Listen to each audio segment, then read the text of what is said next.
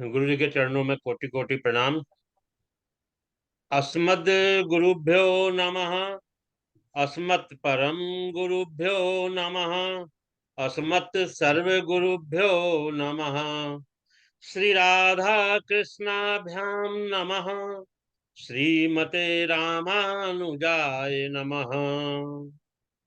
लंबोदरम परम सुंदर एकदंतम पीतांबरं त्रिनयनं परमं पवित्रम् उद्यद्दिवाकर निभोज्वलकान्तिकान्तं विघ्नेश्वरं सकलविघ्नहरं नमामि। शरीरं स्वरूपं ततो कलत्रं यशश्चारुचित्रं धनं मेरुतुल्यम् मनश्चैनलग्नं श्रीगुरुरङ्गङ्घ्रिपद्य मे ततः किं ततः किं ततः किं ततः किं नारायणं नमस्कृत्य नरं चैव नरोत्तमं देवीं सरस्वती व्यासं ततो जयमुदीरयेत्।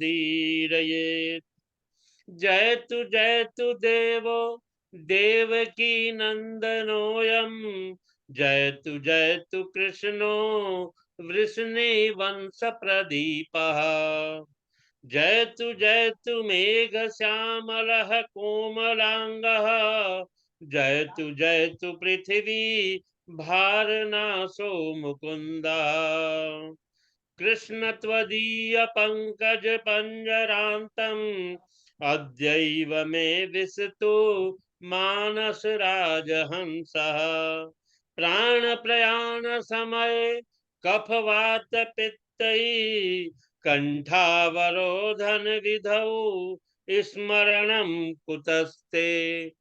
ध्याये नित्यं महेशं रजतगिरिनिभं चारुचन्द्रावतंसं रत्नाकल्पोज्ज्वलांगं परशुमृगवरभितिहस्तं प्रसन्नं पद्मासीनं समन्तात् असुतममर्गणैर्व्याघ्रकृतिं वसानं विश्ववाद्यं विश्वबीजं निखिलभयहरं पञ्चवक्त्रं त्रिनेत्रं रामाय रामभद्राय रामचन्द्राय वेधसे रघुनाथाय नाथाय सीताया पतये नमः।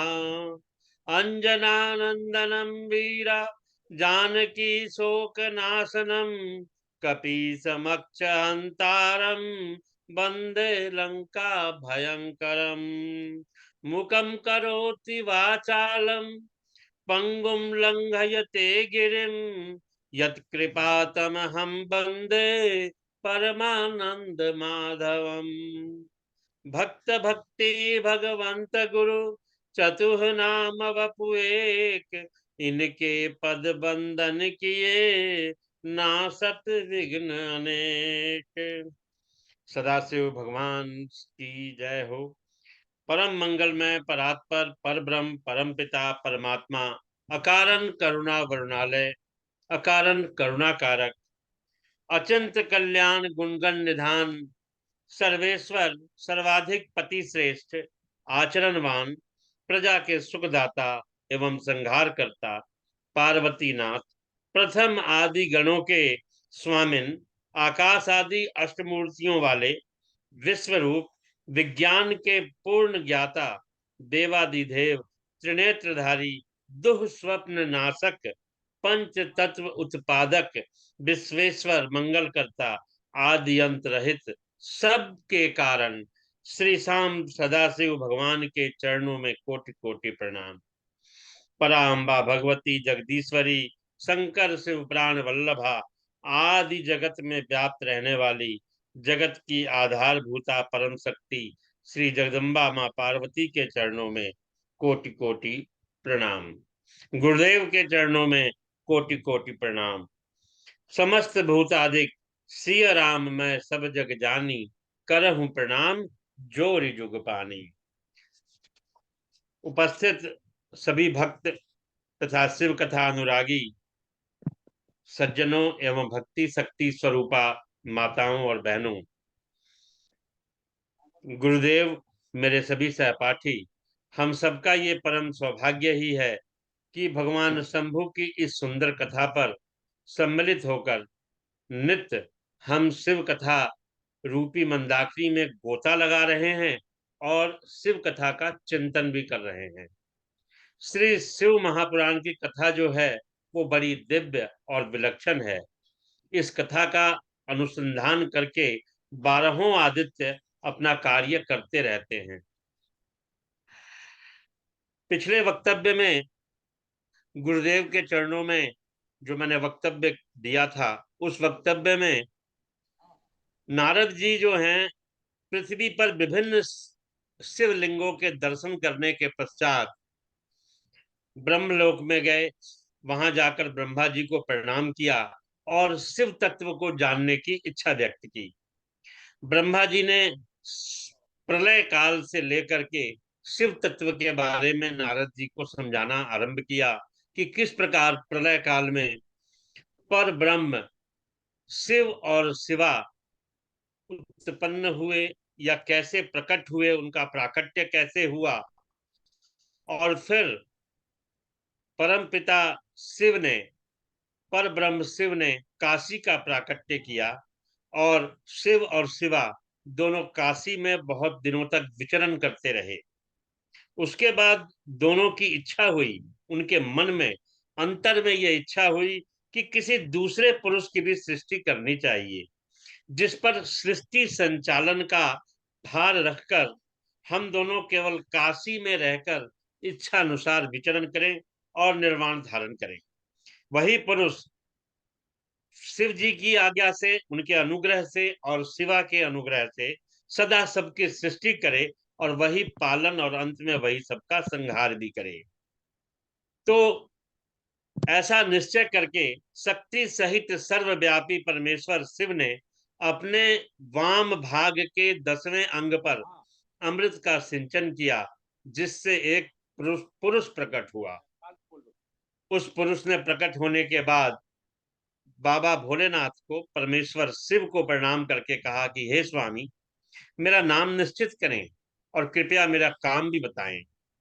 उस पुरुष की बात सुनते ही महेश्वर भगवान हंसकर मेघ के समान गंभीर वाणी में उनसे कहने लगे, विष्णुवती व्यापक त्वाते नाम ख्यातम भविष्यति, बहुन्यन्यानि नामानि भक्त सौख्य कराणी ही। हे वत्स, व्यापक होने के कारण तुम्हारा नाम विष्णु नाम से विख्यात होगा। इसके अतिरिक्त तुम्हारे और भी बहुत से नाम होंगे जो भक्तों को सुख देने वाले होंगे। तुम स्थिर होकर उत्तम तप करो, क्योंकि वही समस्त कार्यों का साधन है। केवल तप जो है वो समस्त कार्यों का साधन है। मान मान लीजिए कि परमेश्वर शिव भगवान विष्णु को ये कह रहे हैं, तो हमें भी ये शिक्षा मिल रही है कि तप जो है वो सभी कार्यों को प्राप्त करने का, सभी उद्देश्यों को प्राप्त करने का एक साधन है। ऐसा कहकर भगवान शिव ने श्वास मार्ग से विष्णु जी को वेदों का ज्ञान प्रदान किया। भगवान विष्णु ने 12,000 दिव्य वर्षों तक तपस्या की, फिर भी शिव का दर्शन प्राप्त नहीं हुआ। इसी बीच सदाशिव की मंगलमय आकाशवाणी हुई कि संदेह दूर करके आप संदेह न करें पर ब्रह्म पर और अपने आप पर, और पुनः तपस्या करिए। शिव की वाणी सुनकर विष्णु जी ने ब्रह्म में ध्यान को अवस्थित करके पुनः दीर्घ काल तक अत्यंत कठिन तपस्या की। ब्रह्म की ध्यान अवस्था में विष्णु जी को बोध हुआ और वे प्रसन्न होकर सोचने लगे कि यह महतत्व क्या है। उस समय शिवा की इच्छा से, शिव जी की इच्छा से तपस्या के परिश्रम में निरत विष्णु के अंगों से अनेक प्रकार की जल धाराएं निकलने लगी। उस जल से सारा सूना आकाश जो है वो व्याप्त हो गया, और वह ब्रह्म रूप जल अपने स्पर्श मात्र से सभी पापों का नाश करने वाला सिद्ध हुआ। उस जल में भगवान विष्णु बहुत काल तक सोते रहे, अर्थात जल में शयन करने के कारण ही उनका नाम नारायण इस नाम से प्रसिद्ध हुआ। उस समय उन परम पुरुष नारायण के अतिरिक्त दूसरी कोई वस्तु नहीं थी। उसके बाद उनसे सभी तत्व, श्री हरि विष्णु से ही सभी तत्व प्रकट हुए। प्रकृति से महतत्व प्रकट हुआ, और महतत्व से सत्व आदि तीनों गुण प्रकट हुए। इन गुणों के भेद से ही त्रिविध अहंकार की उत्पत्ति हुई, और अहंकार से 5 तन्मात्राएं उत्पन्न हुई, और इन तन्मात्राओं से 5 भूत प्रकट हुए। उसी समय ज्ञानेन्द्रियों और कर्मेंद्रियों का भी प्रादुर्भाव हुआ। ब्रह्मा जी कहते हैं कि हे देवर्षि, इस प्रकार मैंने आपको तत्वों की संख्या का वर्णन किया। इनमें से पुरुष को छोड़कर शेष सारे तत्व प्रकृति से प्रकट हुए हैं, इसलिए सबके सब जड़ हैं। तत्वों की संख्या 24 है। उस समय एकाकार हुए 24 तत्वों को ग्रहण करके ये परम पुरुष नारायण भगवान शिव की इच्छा से ब्रह्म रूपी उस जल में सो गए। ब्रह्मा जी बोले कि हे देवर्षि, श्रीमन नारायण के शयन करने पर शिव जी की इच्छा से उनके नाभि में से एक कमल की उत्पत्ति हुई, जिसकी अनंत योजन की ऊंचाई थी। पार्वती सहित शिव जी ने मुझे उत्पन्न किया। मेरे 4 मुख और लाल मस्तक पर त्रिपुंड लगा हुआ था। मैंने उस कमल के अतिरिक्त और कुछ भी नहीं देखा। कुछ क्षण के बाद मुझे बुद्धि प्राप्त हुई, और कमल के नीचे मैं अपने कर्ता को ढूंढने लगा। तब एक एक नाल को पकड़ता हुआ करीब 100 वर्ष तक नीचे को चला, किंतु वहां मुझे कमल की जड़ नहीं प्राप्त हुई। मैं कमल के ऊपर जाने की इच्छा करने लगा। हे मुने, जब इस कमल जाल नाल के मार्ग द्वारा मैं ऊपर आया, तो वहां मुझे तप करने की मंगलमय वाणी सुनाई पड़ी। आकाशवाणी को सुनकर मैं अपने पिता के दर्शन की इच्छा से फिर तप करने लगा, और 12,000 वर्षों तक घोर तप किया। मुझ पर अनुग्रह करने के लिए भगवान प्रकट हुए। शंख चक्र युद्ध युधक से गदा पंधर पर, घन श्यामल सर्वांग पीतांबर धर पर। 4 भुजाधारी सुंदर नेत्र वाले भगवान को देखकर मैं बड़ा प्रसन्न हुआ, और शिव की माया बस अपने पिता को जानकर उनसे बोला, तुम कौन हो? पिता तो मिले नहीं, और उनको दर्शन प्राप्त हुआ श्री नारायण का। तो ब्रह्मा जी ने उनसे पूछा कि आप कौन हैं? विष्णु भगवान ने कहा कि आप निर्भय हो जाएं, मैं आपकी संपूर्ण कामनाओं को पूर्ण करूंगा।